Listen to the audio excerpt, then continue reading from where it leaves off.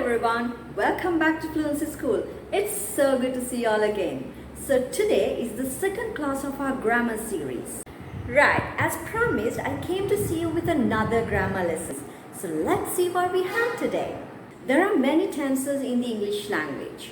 Tenses are used to indicate the time. They tell us when a particular action took place or takes place. So today we are going to learn the simple present tense. We also call this the present simple. Right, so this is basic grammar, but there are certain points that I need to clarify as most of the learners have misunderstood this grammar pattern. Right, so without any delay, let's start today's lesson. What's this present simple tense?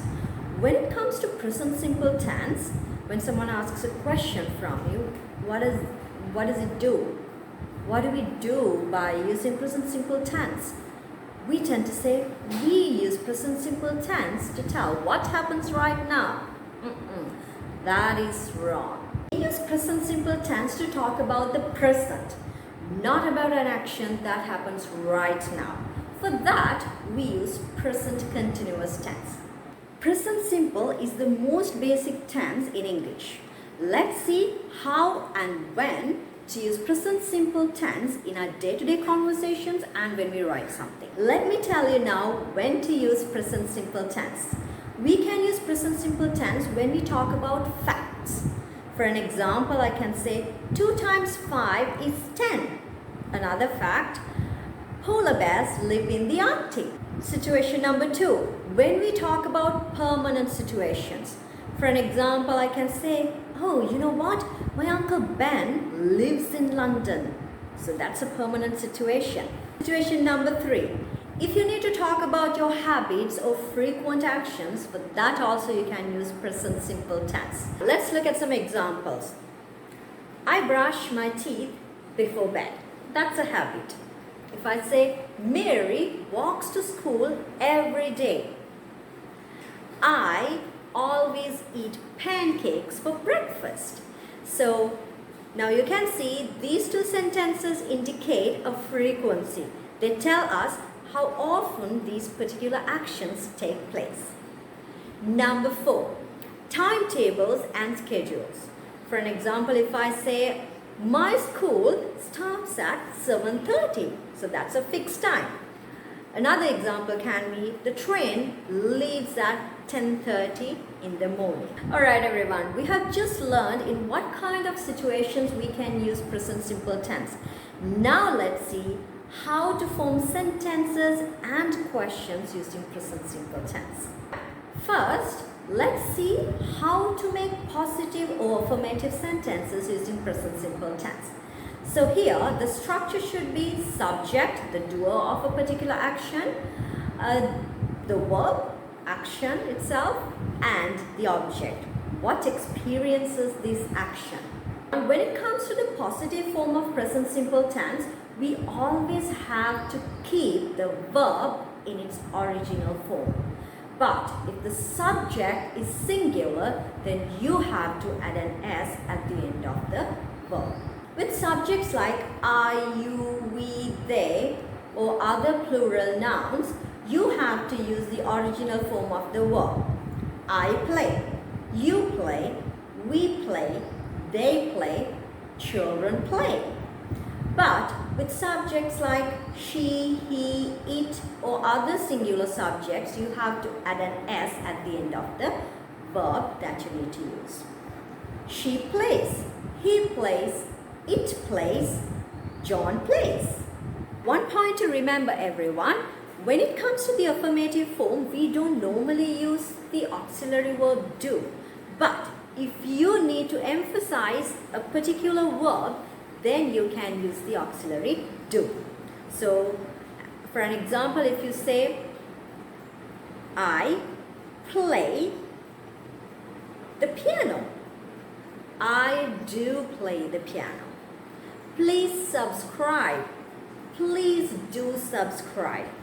When I use the auxiliary do, that means I'm emphasizing, I'm trying to point out the importance of that particular action. Alright everyone, let's see how to form negative sentences using present simple.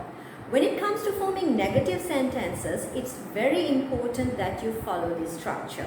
Subject, auxiliary verbs do or does plus not, the main verb and the object of the sentence.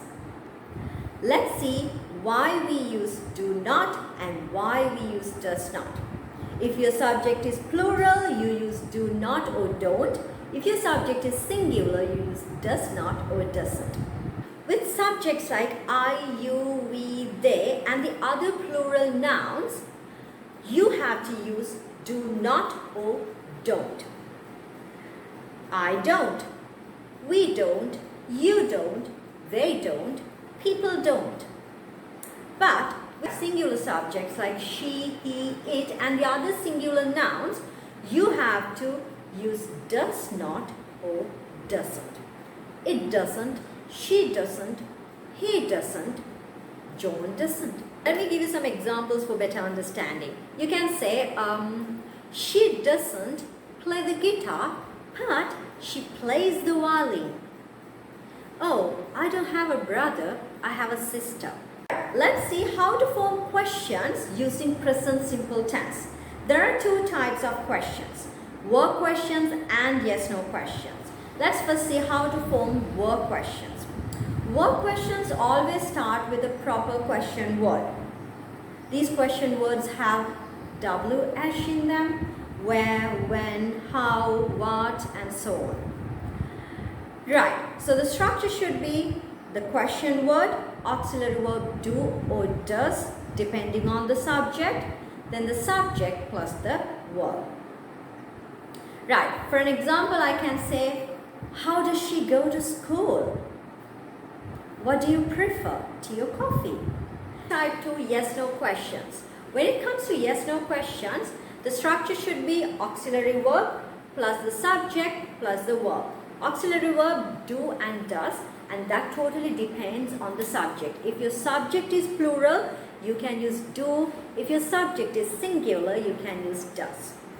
Okay, if someone asks a yes/no question from you, remember to start your answer with yes or no. So if I ask a question like this, does she like English? You can answer it like this.